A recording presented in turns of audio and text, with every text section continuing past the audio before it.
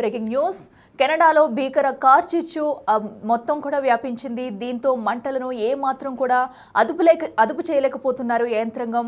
So మంటలైతే పెద్ద మొత్తంలో వ్యాపించి ఆ ప్రాంతం మొత్తం కూడా తగలబడిపోతుందని చెప్పాలి. భీకర కార్చిచ్చు అయితే ప్రస్తుతం కెనడాని ఉక్కిరి బిక్కిరి చేస్తుందని చెప్పుకోవచ్చు. సో అయితే అధికార యంత్రాంగం ఎంత ప్రయత్నించినా కూడా మంటలను అదుపు చేయలేని పరిస్థితి అయితే అక్కడ కనిపిస్తుంది. ఎందుకంటే పెద్ద మొత్తంలో కూడా అక్కడ మంటలు వ్యాపిస్తున్నాయి. కెనడా మొత్తంగా కూడా మనం చూసుకున్నట్టయితే భీకర కార్చిచ్చు వ్యాపించింది. దీంతో ఒక్కసారిగా ఆ ప్రాంత వాసుల్ని అక్కడ ఖాళీ చేయించే పనిలో పడ్డారు అధికారులు అయితే. సో మంటలను ఆర్పే ప్రయత్నం చేసినా కూడా ఎలాంటి ఫలితం లేకుండా పోతుంది. దీంతో సుదూర నివాస ప్రాంతాలలో ఎవరైతే ఉంటున్నారో వారందరినీ కూడా ఖాళీ చేసే ప్రయత్నం అయితే చేస్తున్నారు అక్కడి అధికారులు.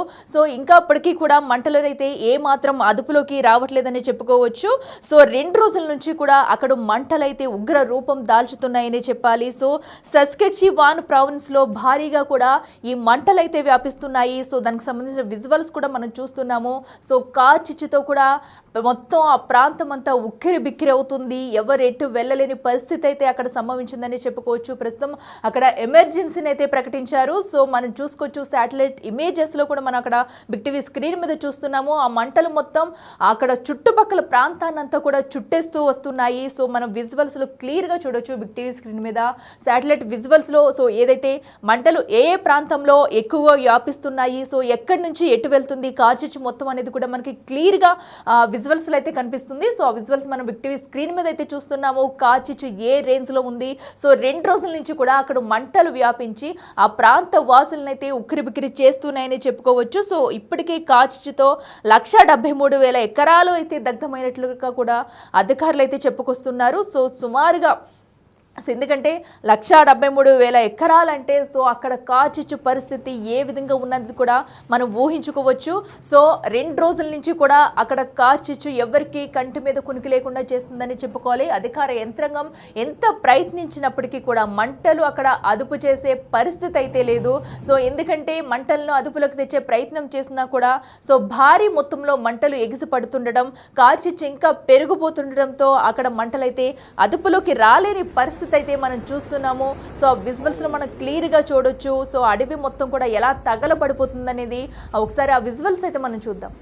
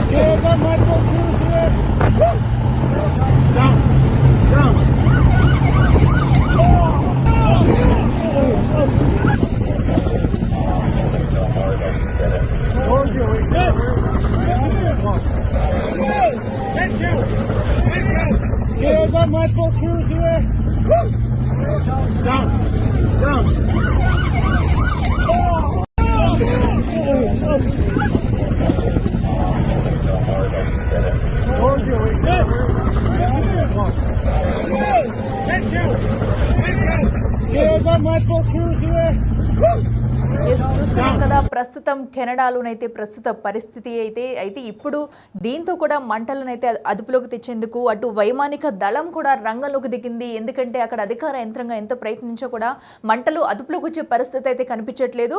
సుమారుగా 3 రోజులు వర్షాలు పడితేనే కానీ మంటలు అదుపులోకి రాలేవంటూ కూడా ఇప్పటికే అధికారులు అయితే హెచ్చరికలు జారీ చేస్తున్నారు.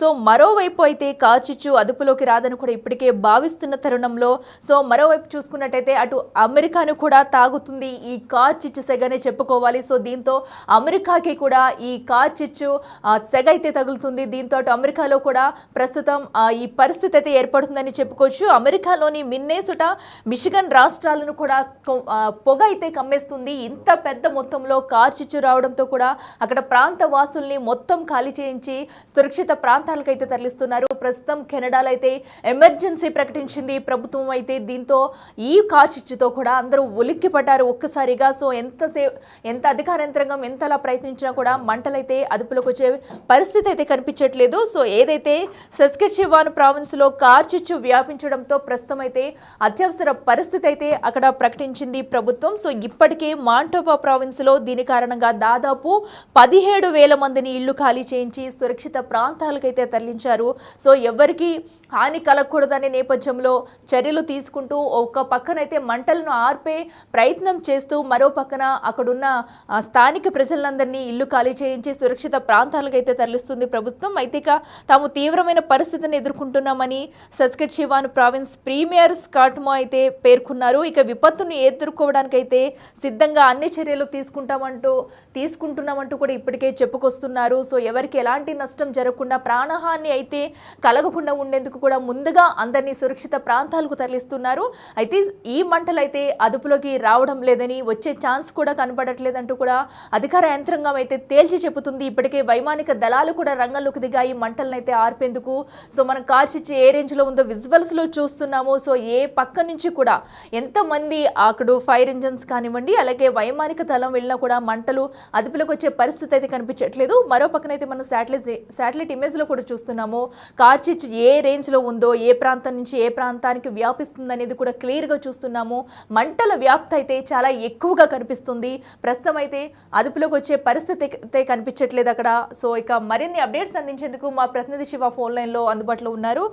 శివ, చెప్పండి, కెనడాలో ప్రస్తుత పరిస్థితి అయితే చూస్తున్నాము. 2 రోజులుగా కూడా అక్కడ మంటల దాటికైతే ప్రజలు ఉక్కిరి బిక్కిరవుతున్నారని చెప్పుకోవాలి. సో ఇప్పుడు ఏమన్నా అధికార యంత్రాంగం ఎలాంటి చర్యలు తీసుకోబోతుంది? మంటల అదుపులకు వచ్చే అవకాశం ఏమైనా కనిపిస్తుంది? అప్డేట్స్ ఏంటి?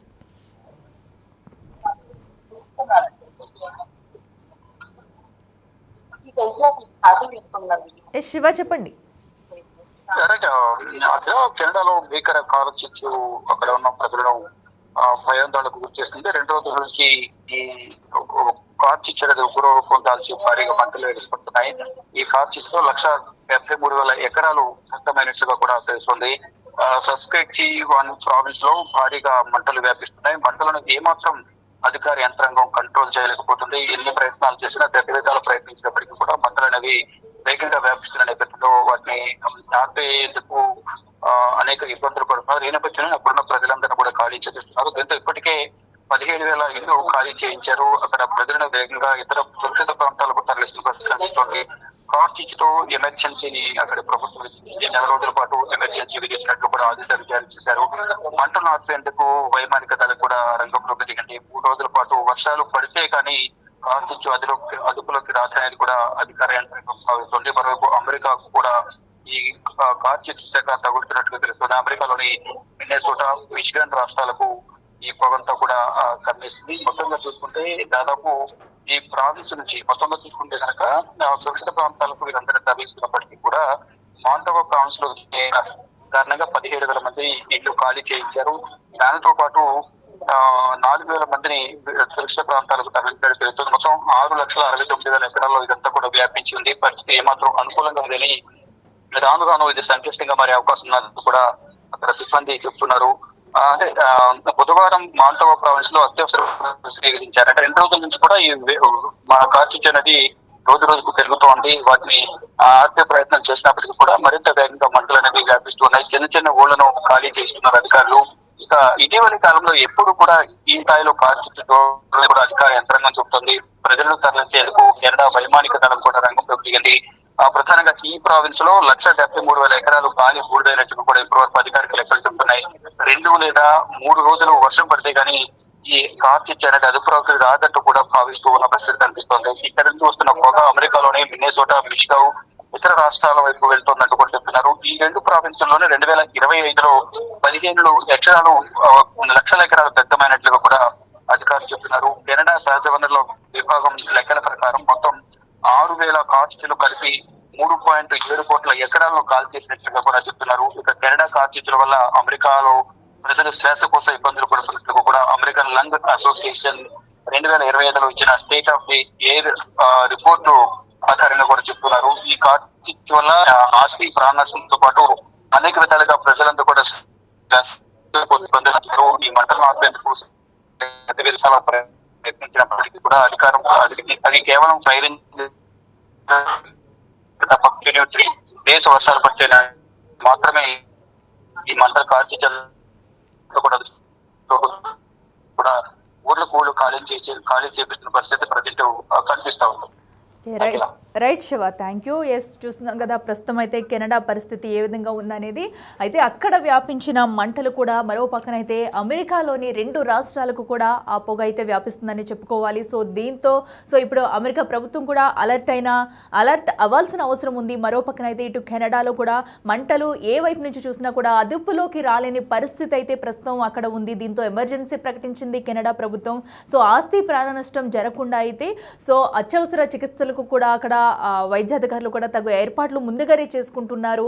అక్కడ నివాస ప్రాంతాల్లో ఉన్న వారినైతే సుమారుగా ముందే ఖాళీ చేయించి అక్కడ అయితే సురక్షిత ప్రాంతాలకైతే తరలిస్తున్నారు. అయితే 3 రోజుల వర్షం పడితేనే కానీ మంటలు అదుపులోకి వచ్చే పరిస్థితి అయితే కనిపించట్లేదంటున్నారు. అయితే వాతావరణ శాఖ అధికారులు కూడా దీనిపై ఫోకస్ చేసినట్టు తెలుస్తుంది. అయితే ప్రస్తుతం అక్కడ జరుగుతున్న అటు మంటల వ్యాప్తి అయితే ఇంకా పెరుగుతుందనే చెప్పుకోవాలి. ఇటు ఏ ప్రాంతం నుంచి ఏ ప్రాంతానికి వెళ్తుందో చెప్పలేని సిచ్యువేషన్ నెలకొంది. అయితే ఈ రేంజ్లో కూడా ఇప్పటివరకు ఎప్పుడూ లేని కార్చిచ్చు అయితే ఇదే మొదటిసారి ఇంత పెద్ద మొత్తంలో వ్యాపించడం అనేది కూడా అక్కడ అధికారులు అయితే చెబుతున్నారు. దీంతో అక్కడ ఉన్న ప్రజల్ని సురక్షిత ప్రాంతాలకు తరలించి ఎవరికి కూడా ప్రాణ నష్టం జరగకుండా ఉండేందుకు చర్యలు అయితే తీసుకుంటున్నారు. మరో పక్కనైతే వైమానిక దళం కూడా రంగంలోకి దిగి మంటలను ఆర్పేందుకైతే ప్రయత్నం చేస్తున్నారు.